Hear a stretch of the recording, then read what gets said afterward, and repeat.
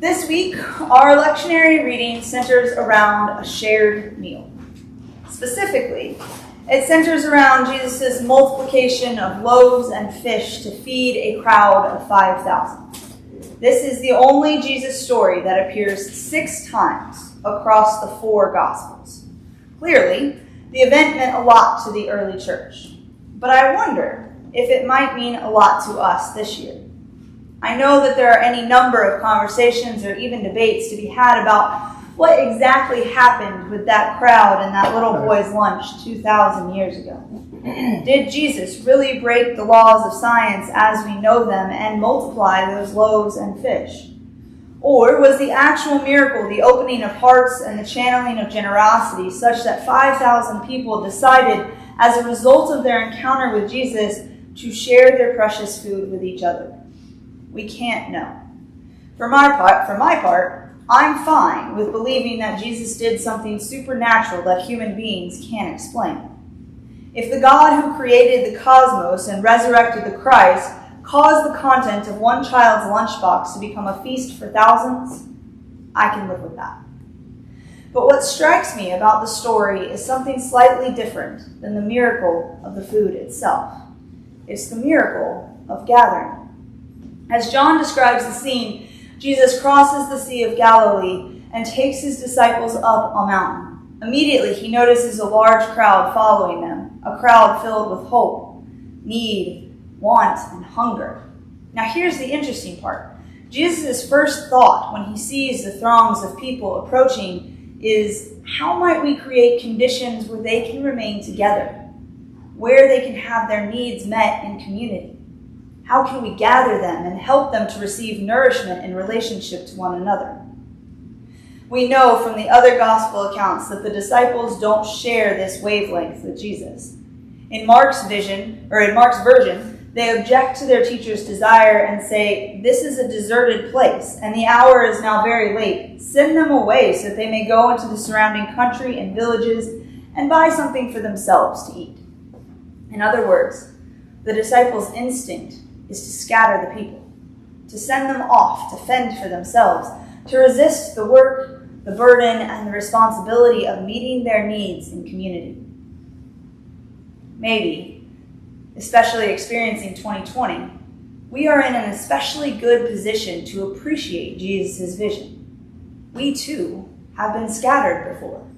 We have known the loneliness of the empty table, the unused guest room, the locked up church building, the fast from Eucharist. We have discovered anew how sacred and life-giving it is to gather, and how much we ache when we're denied the means to do so. We've experienced in urgent ways how much our humanity depends on proximity, on eating together and finding nourishment together. I wish I knew the original source of this wonderful phrase, but I've heard it said more than once, that Christianity is the eatingest religion in the world. Indeed. Consider how many of the Jesus stories we love center around meals, feasts, and dinner tables. The Gospels are full of references to Jesus eating and drinking with others. He multiplies wine in Cana to keep the party going longer. The religious leaders of his day accuse him of gluttony because he practices table fellowship with sinners. He accepts the dinner invitation of Simon, a Pharisee, and he invites himself to the home of Zacchaeus, a hated tax collector. His last act of love for his disciples before his death is to gather them around a table and feed them bread, his own body. When Jesus feeds the 5,000, he does more than fill their stomachs. He encourages hungry, needy, weary people to sit down together, to notice and attend to each other, to take pleasure not only in the possibility of their own fullness, but in the fullness of the whole. The point is not to hoard, scheme, conserve, or quantify. The point is to enjoy abundance in community, to learn that in God's kingdom, there is enough, not just enough for one, but for many. Again, not just enough for me or for my family or for my pod, people, or tribe, but enough for absolutely everyone. with more to spare. When Jesus feeds the multitudes in one place at one time, he acknowledges that we are physical and communal beings with physical and communal needs. We're not airy, disconnected spirits. We have bodies, both individual and collective, and those bodies themselves are gifts from God, gifts worthy of honor and care. Whatever the miracle is, Jesus is able to perform it precisely because he takes these basic human needs so seriously. When his disciples look at the crowds, they see only their own insufficiency, their own scant resources, the impossibility of the situation. But Jesus allows himself to see genuine need, and he allows that need to hit him squarely in his own gut. In the face of the crowd's deep hunger, despair and apathy are not options. Someone has to act. Someone has to feed. Someone has to gather. Maybe it's only when we get in touch with our own deepest needs, for nourishment, for companionship, for proximity, for intimacy, that we can extend a generous table to others. Maybe we need to be filled by our own hungers before we can turn abstract compassion into life-saving action. The crowds ate and were satisfied. Is this because they eat in the presence of Jesus? What would that be like? To invite him to our tables, to let him watch and partake as we gather together, to welcome the incarnate Jesus into the intimate realm of our bodily hungers, our social hungers. Where might such brave communion lead? In the end, Jesus' feeding miracles are his self-revelations.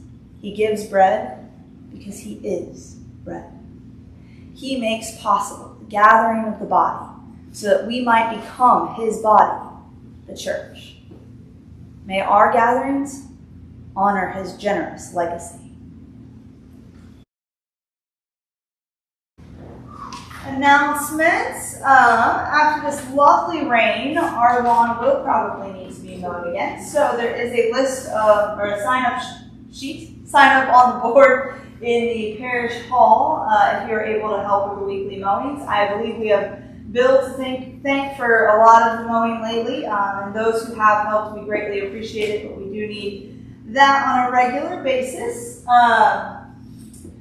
The Bloomington Roller Derby is having a bout next Sunday. I do have tickets if you are interested.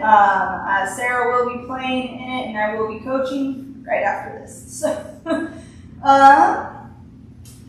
I believe Kyle has coffee hour this morning, and after the sermon about gathering community and eating, I'd like everybody to join us. That would be amazing. And then there's a sign-up sheet for coffee hour for the future Sundays as well.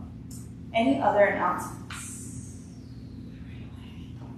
What is that? The red wagon. The red wagon. That's the second Life Sunday, right? So second donation or second Sunday of the month is Life Sunday. So any donations that you bring, you don't have to bring them on the second Sunday. You can just put them in the red wagon, and then we will donate them on the second Sunday. Any other announcements? Any birthdays or anniversaries? Okay, that was. Walk in love as Christ loved us and gave himself for us, an offering and sacrifice to God.